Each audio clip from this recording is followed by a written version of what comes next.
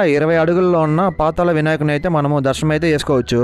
ఇక్కడ దొరికే palkova with ice cream taste అయితే చాలా బాగుంది.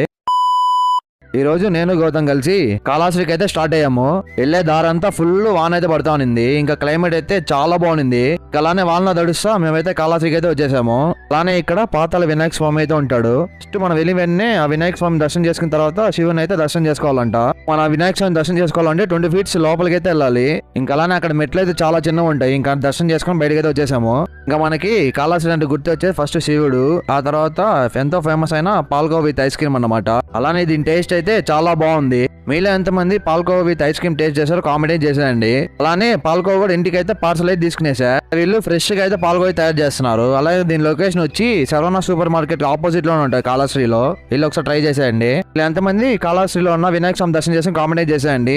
అలానే మీ ఫ్రెండ్ ని ట్యాగ్ చేసి కాళహస్తిలో ఉన్న పాల్కోవా ఎంతమంది టేస్ట్ చేశారో కామెంట్ చేసేయండి. సరే.